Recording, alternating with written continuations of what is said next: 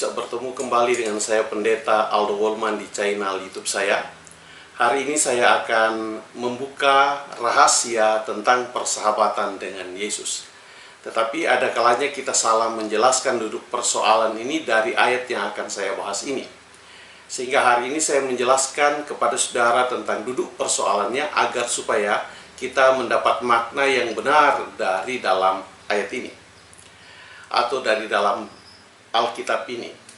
Nah, sebelum saya menjelaskannya, maka saya mengharapkan saudara semua untuk dapat membantu dan mendukung channel ini dengan cara like, share, subscribe, dan jangan lupa nyalakan lonceng notifikasinya serta berikan komentar di dalam kolom komentar. Dan jika saudara punya usulan untuk saya membahas tema apa, silakan diberikan dan nanti saya akan membahasnya. Maka ada persoalan hari ini yang kita harus lihat dari duduk persoalan sehingga kita mengerti bahwa di mana rahasia letaknya persahabatan dengan Yesus yang terjadi di zaman itu dan bagaimana dia awalnya menjalin hubungan dan kemudian bisa bersahabat dengan orang-orang yang ada di sekitarnya. Mari kita melihat dalam Markus pasal 1 ayatnya yang ke-16 sampai yang ke-18. Saya akan bacakan buat saudara. Ketika Yesus sedang berjalan menyusuri Danau Galilea, ia melihat Simon dan Andreas, saudara Simon. Mereka sedang menebarkan jala di danau, sebab mereka penjala ikan. Yesus berkata kepada mereka, "Mari ikut aku, dan kamu akan kujadikan penjala manusia." Lalu mereka pun segera meninggalkan jalannya dan mengikut dia. Saudaraku, pertanyaan yang paling besar dari masalah ini adalah, apakah ketika mereka bertemu dengan Yesus, semudah itukah mereka meninggalkan jalannya, meninggalkan pekerjaannya, meninggalkan profesinya untuk mengikut Yesus? Dan kalau kita berbicara tentang hal ini, ada banyak hamba Tuhan yang mengatakan, oh karena Yesus punya kuasa. Betul, Yesus punya kuasa. Tetapi apakah Yesus dengan kuasanya memaksa orang-orang ini, memaksa Simon dan Andreas, sehingga mereka harus mengikut Yesus? Ini pertanyaan yang harus kita jawab sama-sama. Sehingga rangkaian-rangkaian sampai mereka meninggalkan usahanya, meninggalkan jalannya, dan mengikut Yesus, itu bukan hanya persoalan rohani. Kenapa? Terkadang kita merohanikan hal ini sehingga makna di dalamnya tidak terdapat. Kalau kita lihat sepintas dari ayat ini, bahwa mereka baru ketemu dan setelah ketemu mereka diajak oleh Yesus dan mereka mengikut Yesus, maka kita mengatakan bahwa Yesus punya kuasa. Tetapi saudaraku, bahwa Yesus punya kuasa itu benar, tapi kuasa Yesus itu sekali lagi berproses dalam kehidupan kita, dan dari proses itu maka setiap kita mengambil keputusan untuk dapat mengikut Dia. Jadi bukan tidak ada proses. Dan hari ini saya akan menunjukkan proses itu buat saudara dan saya agar supaya persoalan ini tidak hanya menjadi masalah rohani semata. Sering saya katakan bahwa ini pengertian yang kita ambil dari dalamnya itu adalah pengertian logika rohani. Yang sebenarnya kita harus jelaskan di dalamnya adalah pengertian ilmiah sehingga rahasia itu dapat diungkapkan lewat firman ini dan kemudian itu dapat diterapkan di dalam kehidupan kita sebagai manusia dalam keadaan dunia hari-hari ini. Kalau kita menyederhanakan cerita ini tentunya sangat sederhana, yaitu Yesus sedang berjalan di tepi danau, kemudian dia melihat Simon dan Andreas, dan dia memanggil mereka berdua orang bersaudara ini untuk mengikut dia, dan kemudian mereka meninggalkan jalannya dan mengikut dia.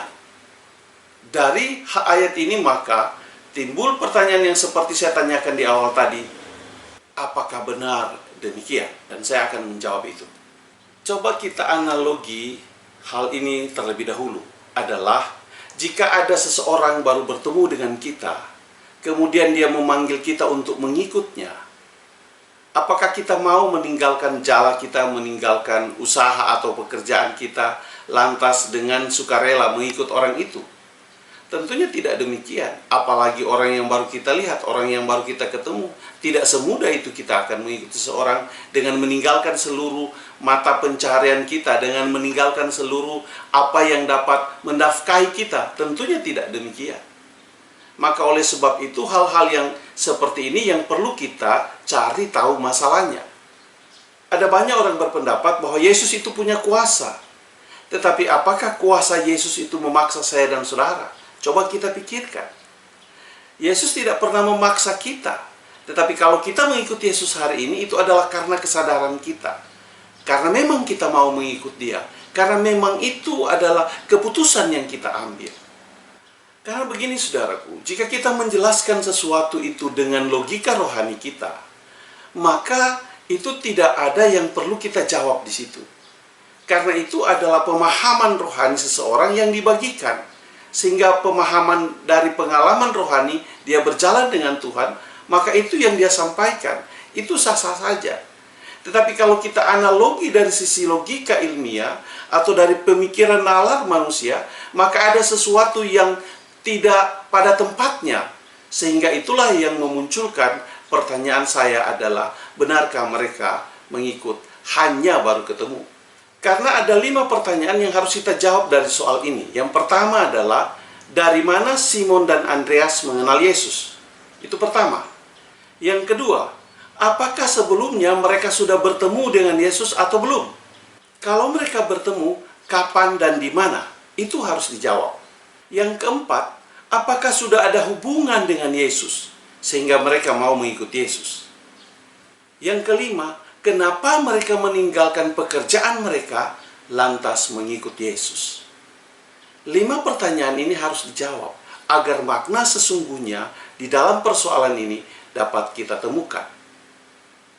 Dan itu harus dijelaskan secara logika. Bukan hanya kita berputar-putar dalam persoalan rohani sehingga tidak ada rahasia yang kita bisa ungkapkan dari dalamnya.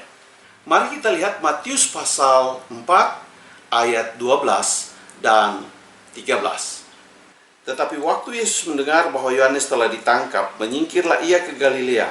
Ia meninggalkan Nazaret dan diam di Kapernaum, di tepi danau di daerah Zebulon dan Naftali. Kalau kita melihat tempat pertemuan antara Yesus dan Simon serta Andreas di dalam Markus pasal 1 ayat yang ke-16 dan 18, mereka bertemu di Galilea. Maka di dalam penjelasan Matius pasal 4 ini ayat 12 dan 13 menunjukkan bahwa Yesus juga berdiam di Galilea, yaitu di tepi danau, yaitu di Kapernaum. Artinya bahwa Yesus dan Yohanes serta Andreas adalah satu tempat tinggal mereka. Mereka bukan tidak saling mengenal, mereka sudah saling mengenal. Karena kalau kita lihat ayat ini lebih jauh, di dalam Markus pasal 1 ayatnya yang ke-19 dan 20, di sini dikatakan begini. Dan setelah Yesus meneruskan perjalanannya sedikit lagi, dilihatnya Yakobus, anak Zebedeus, dan Yohanes saudaranya, sedang membereskan jala di dalam perahu. Yesus segera memanggil mereka, dan mereka meninggalkan ayahnya Zebedeus di dalam perahu bersama orang-orang upahannya, lalu mengikut dia. Yakobus dan Yohanes, mereka meninggalkan jalannya, meninggalkan ayahnya, meninggalkan orang-orang upahan yang ada bersama-sama dengan mereka untuk mengikuti Yesus. Apakah ini hal yang mudah? Tentu tidak. Oleh sebab itu ketika Yesus ada di Galilea, maka Yesus satu tempat tinggal dengan mereka. Karena Yesus satu tempat tinggal dengan mereka, maka ada kemungkinan besar, dan itu sangat terjadi, di mana mereka saling mengunjungi. Sudah ada hubungan persahabatan, dan mereka sudah sering ketemu. Jadi ketika Yesus berjumpa dengan mereka untuk memanggil mereka, itu bukan suara yang pertama mereka dengar. Itu bukan suara orang asing di telinga mereka. Dan wajah Yesus bukan wajah pertama kali mereka melihat. Tetapi sudah sering ketemu dengan mereka. Ada hubungan yang begitu akrab, yang begitu intim, karena mereka satu tempat tinggal, yaitu saling mengunjungi dan dikunjungi. Hal itu sangat terjadi. Inilah rahasia persahabatan yang ada di dalamnya. Jadi ketika mereka ketemu di tepi danau Galilea, itu bukan sekonyong-konyong mereka ketemu. Tetapi ada proses sebelumnya. Dan pemanggilan itu karena ada proses yang sudah terjadi. Jika saya dan saudara mau bersahabat dengan Yesus hari ini, maka saya mau katakan periksa proses persahabatanmu. Sudah sejauh mana dan sudah seperti apa? Apakah engkau saling mengunjungi dengan Yesus? Apakah engkau sudah saling bercakap-cakap dengan Yesus? Apakah persahabatan ini ada terjalin hubungan yang akrab? Apakah engkau baru pertama kali mendengar tentang Dia? Tentu tidak. Dari pendengaran-pendengaran itu, dari persahabatan itu, dari menatap wajah Yesus ini, maka disitulah terjalin komunikasi yang baik. Kalau engkau mau bersahabat dengan Yesus, saya mau katakan, tinggalkan dunia ini dan mari jalin hubungan dengan Dia. Bukan perkara mudah bagi Simon Petrus, Yakobus, Yohanes, Andreas untuk meninggalkan jalan mereka, untuk meninggalkan pekerjaan mereka, untuk mengikuti seseorang yang tidak mereka kenal. Mereka mengikuti orang yang mereka kenal. Maka saya mau katakan, seberapa jauh engkau mengenal Yesusmu? Jika hari ini apa yang kau kenal Yesus dan sampai hari ini engkau tidak bisa membuang apa yang mengikatmu hari ini, maka sesungguhnya engkau belum bersahabat dengan Yesus. Jika pekerjaanmu itu mengikatmu dan kemudian pekerjaanmu itu adalah membuat satu dosa besar terhadap Tuhan dan mengganggu hubungan persahabatan dengan Tuhan, saya mau katakan tinggalkan itu. Jadi bukan perkara yang mudah bagi Andreas, Simon, Petrus, Yakobus, dan Yohanes untuk mereka mengikut Yesus. Itu bukan hal yang mudah. Tetapi karena mereka mengenal sedemikian jauh dengan Yesus, itulah yang membuat mereka tinggalkan usaha pekerjaan, tinggalkan mata pencariannya untuk mengikut Yesus. Mungkin hari ini engkau tidak perlu meninggalkan usaha pekerjaanmu, tetapi kebiasaanmu yang mengganggu persahabatan, pengenalanmu akan Yesus dari tempat pekerjaanmu itu yang engkau harus tinggalkan. Sehingga hubunganmu tidak lagi terkungkung dengan masalah-masalahmu. Kenapa, saudaraku? Mereka tidak terganggu dengan hasil usaha. Bagaimana nanti saya mau makan apa? Saya seperti apa? Tidak ada lagi dalam persoalan itu. Karena mereka kenal siapa Yesus. Dan ketika Yesus memanggil mereka, Dia mengatakan bahwa kamu akan kujadikan penjala manusia. Tidak merubah profesi mereka. Mereka masih seorang penjala. Hanya tujuan yang dijala berbeda. Dan alat yang digunakan berbeda. Dapatkah engkau dan saya berhubungan dengan Tuhan? Dijadikan sahabat oleh Tuhan. Dan kita mau menjadikannya sahabat. Jika kebiasaan-kebiasaan dosamu hari ini tidak kau tinggalkan, jangan pernah engkau berharap kau bisa bersahabat dengan Yesus. Jika engkau menolak proses dari Yesus, maka jangan pernah engkau dapat bersahabat dengan Dia. Engkau tidak bisa bersahabat dengan Yesus, tapi kebiasaan dosamu itu masih engkau bawa, tidak bisa. Engkau harus tinggalkan itu jauh-jauh, kubur itu jauh-jauh. Mungkin hari ini engkau melakukan dosa yang sangat besar, yang menjijikkan Tuhan. Tinggalkan, saudara. Engkau boleh bekerja dengan profesi apapun, tetapi persoalannya maukah engkau diproses oleh Tuhan? Kenapa? Kalau Tuhan memprosesmu dan jika pekerjaanmu itu tidak layak untuknya, maka pasti Dia akan suruh meninggalkan itu. Pekerjaan dan usaha yang ada pada Simon Petrus dan Andreas itu sangat mengganggu persahabatan dengan Yesus ketika mereka harus mengikuti Yesus.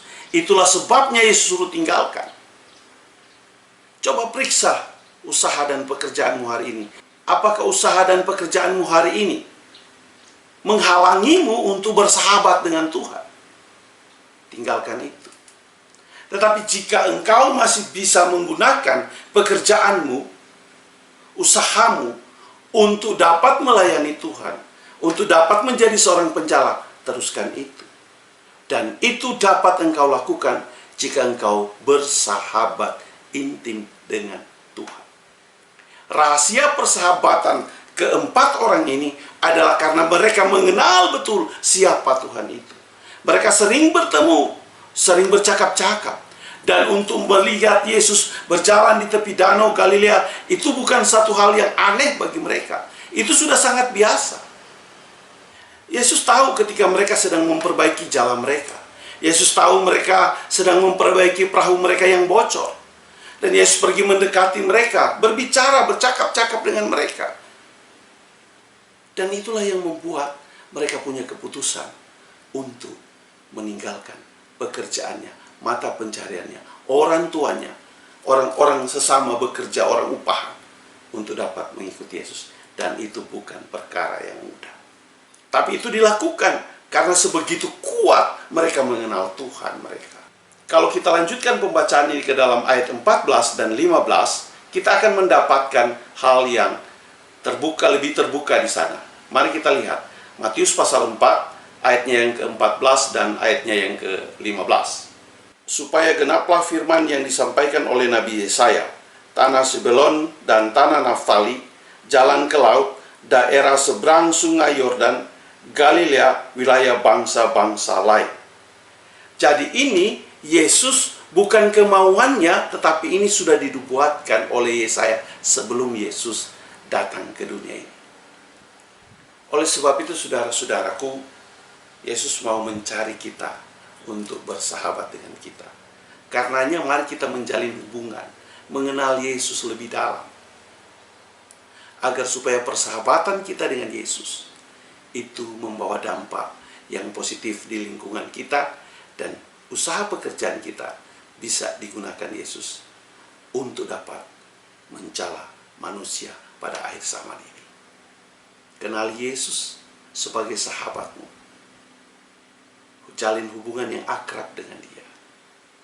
Agar supaya keputusan yang kau ambil adalah benar-benar mengikuti sahabat yang sejati. Simon Petrus, Andreas, Yakobus, dan Yohanes tidak akan mengambil satu keputusan tanpa mereka mengenal Yesus lebih dalam. Oleh sebab itu saya mau katakan buat saudara, biarkan Tuhan datang menghampiri kita. Untuk datang di tempat kita, untuk datang di tempat usaha kita, untuk datang di rumah kita, untuk datang di tempat pekerjaan kita, dimanapun kita berada. Agar supaya benar-benar saya dan saudara lebih mengenal Dia. Jangan batasi Yesus untuk datang ke rumahmu, ke hidupmu, ke usaha pekerjaanmu. Biarkan agar Dia dapat membuat kita lebih mengenal Dia, dan kita lebih mengenal Dia secara pribadi, dan ada komunikasi yang terjalin dengan Dia. Tuhan memberkatimu. Saya bawa dalam nama Yesus, dan saya percaya bahwa firman ini dapat mengubah, dapat mengurapi saya dan saudara. Jika firman ini dapat menyentuh kehidupanmu dan menjadi berkat buatmu, saya mengajak untuk sama-sama kita membagikan ini kepada orang lain, agar sama-sama kita diberkati.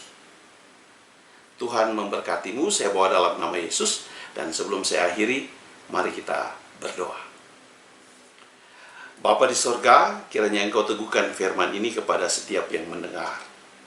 Gunakan mereka untuk dapat memberkati orang lain, untuk dapat membagikan firman ini, agar orang lain memiliki pengertian yang benar yang datang daripada-Mu. Terima kasih Tuhan atas firman-Mu hari ini, dan biarlah kami semua dapat melakukan hal yang baik. Dan setiap orang yang terlibat di dalam pelayanan media ini, yang membantu pelayanan ini, bagi yang belum juga, biarlah kiranya Engkau memberkati mereka semua. Dimanapun mereka berada, biarlah firman ini tersampaikan. Hanya di dalam nama Yesus kami berdoa dan mengucap syukur. Haleluya. Amin. Sekian saudara, sampai kita ketemu pada video yang berikut. Haleluya. Amin.